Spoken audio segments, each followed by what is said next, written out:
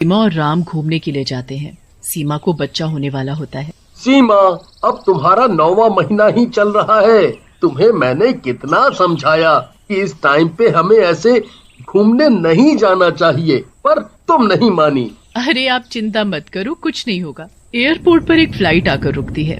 उसमें यात्री आकर बैठते हैं और हवाई जहाज उड़ने लगता है। कुछ देर बाद कुछ खराबी आने की वजह से उसे बीच में एक जगह उतरना पड़ता है। कुछ तकनीकी खराबी की वजह से इस हवाई जहाज को यहाँ रुका गया है। असुविधा के लिए खेद है। सब लोग अपनी खिड़कियों से बाहर की ओर देखते हैं। उस एयरपोर्ट पर कोई दिखाई भी नहीं दे रहा होता। सुनो जी, बाहर कितना सुनसान है और कोई भी दिखाई क्यों नहीं दे रहा। ना ही और कोई हवाई जहाज दिख रहा है, ना ही लोग। कितना डरावना है यहाँ। तभी वहाँ बैठी एक बूढ़ी औरत बोलती है, अरे चुप रहो, अपनी जान बचाना चाहती हो तो चुपचाप बैठो।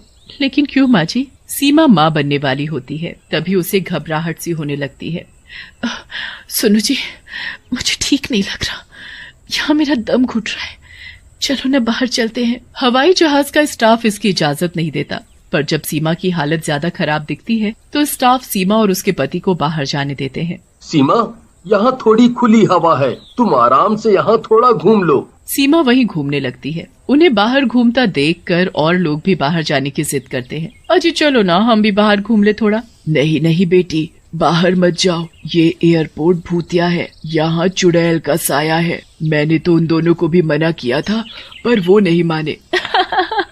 चुड़ैल का साया, और वो भी एयरपोर्ट पर? अरे माँ जी, किस जमाने की बातें कर रही हो? ऐसा कुछ नहीं होता। वो दोनों नहीं मानते और वो भी बाहर चले जाते हैं। रीना, वो बूढ़ी औरत क्या पता सही बोल रही हो। चलो वापस हवाई जहाज में जाकर बैठ जाते हैं। अरे तुम कितने डरपोक हो। वो चारों वहीं घूम रहे होते हैं। रमेश और रीना थोड़ी दूर निकल जाते हैं। तभी उनके सामने एक चुड़ैल आकर खड़ी हो जाती है। चुड़ैल, अरे मर गई रे। ये चुड़ैल कहाँ से आ गई? सुनो जी, आज ही मौका है, दिखा दो कि आप मुझसे बहुत प्यार करते हो। वाह जी वाह, बहुत ही समझदार हो तुम, पर मैंने तो कई बार साबित किया है। अब तुम्हारी बारी है। तुम भी तो कभी साबित करो कि तुम भी मुझे प्यार करती हो। वाह, क्या प्यार है तुम दोनों में। एक दूसरे से कितना प्यार करते हो वो तो दिख ही रहा है। पर आज मैं तुम दोनों को ही खा जाऊंगी। तुझे ही बाहर आना था ना हवाई जहाज से। ले ले मजा। तेरे चक्कर में आज तो मेरा भी टिकट कट जाएगा। नहीं अम्मा। फिर चुड़ैल उन दोनों को मारकर खा जाती है। चिल्लाने की आवाजें सुनकर सीमा अपने पति राम से बोलती है, अरे राम, वहाँ से किसी के चिल्लाने की आवाजें आ रही हैं। चलो जाकर देखते हैं। अरे नहीं, रहने दो, तुम्हारी हालत वैसे भी ठीक नहीं है। अरे मैं ठीक हूँ, पता नहीं शायद कोई मुसीबत में हो और उसे हमारी जरूरत हो। अच्छा ठीक है, चलो। वो दोनों वहाँ जाते हैं और वहाँ एक बहुत सुंदर औरत खड़ी होती है। अरे बहन, क्या हुआ? ये चिल्लाने की आवाजें तुम्हारी थी क्या? हाँ हाँ, वो मैं गिर गई और मेरे पैर पर चोट लग गई इसलिए। अच्छा कोई बात नहीं, यही पास में ही हमारा हवाई जहाज आकर रुका है, आप आ जाओ, वहाँ से आपको कुछ मदद मिल जाएगी। वो सुंदर औरत और कोई नहीं बल्कि चुड़ैल होती है और उनके साथ चलने लगती है। अच्छा हुआ जो समय पर ही मैंने अपना रूप बदल लिया। ये औरत, इसके अंदर ही घुस जाती हूँ। वैसे भी इस एयरपोर्ट पर कोई नहीं आता। आज बहुत मुश्किल से यहाँ से निकलने का मौका मिला है। चुड़ैल ऐसा ही करती है और सीमा के शरीर में घुस जाती है। आह! अरे सीमा, क्या हुआ? पता नहीं, एकदम से दर्द सा हुआ, पर अब मैं ठीक हूँ। चलो चलते हैं। हवाई जहाज ठीक हो जाता है और फिर से उड़ान भरता है, लेकिन रीना और रमेश हवाई जहाज में नहीं होते, जिसकी वजह से सारे लोग बहुत डर जाते हैं। मैंने तो पहले ही बोला था यहाँ मत उतरो, ये एक भूतिया जगह है। मार डाला चुड़ैल ने उन दोनों को। माँ जी, आप ऐसी बातें ना करें, इससे सभी यात्री और भी डर जाएंगे। ए लड़की, ज्यादा मत बोल, चल कुछ खाने को ला, मुझे बहुत भूख लगी है। अरे सीमा, ये तुम कैसे बोल रही हो? तुम तो कभी भी इस भाषा में किसी से बात नहीं करती। हाँ? नहीं, मुझे सच में बहुत भूख लगी है। सीमा के सामने जैसे ही खाना आता है वो जल्दी जल्दी खा जाती है। अरे वाह, ये तो बहुत ही स्वादिष्ट है, और चाहिए और। अरे ये क्या कर रही हो? सब लोग सीमा को ही देखने लगते।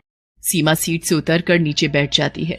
सीमा की आंखें लाल हो जाती हैं और वो अपनी गर्दन को गोल गोल घुमाने लगती है। अरे मर गया रे, लगता है इसे तो भूत चढ़ गया है। बचाओ बचाओ, भागो रे भागो, अपनी अपनी जान बचाकर भागो। तभी वहाँ एयर होस्टेस आती है। मैडम प्लीज आप ऐसे मत करिए, आप अपनी सीट पर बैठ जाइए, आपको जो भी चाहिए वो मैं खाने को दूंगी। अरे वो तो तू मुझे वैसे भी ला कर देगी, नहीं तो मैं पूरे हवाई जहाज के लोगों को खा जाऊंगी। सीमा धीरे धीरे करके हवाई जहाज में रखा सारा खाना खा जाती है, लेकिन उसकी भूख नहीं मिटती। और खाना लाओ। मैडम अब तो सारा खाना खत्म हो गया है। नहीं, मैं इंतजार नहीं कर सकती, मैं तुझे ही खा लेती हूँ। ऐसा बोलकर सीमा उसी एयर होस्टेस को खा जाती है। अरे मर गई रे, ये तो इस लड़की को ही खा गई, मुझे बहुत डर लग रहा है जी। तो किसने कहा था घूमने चलो?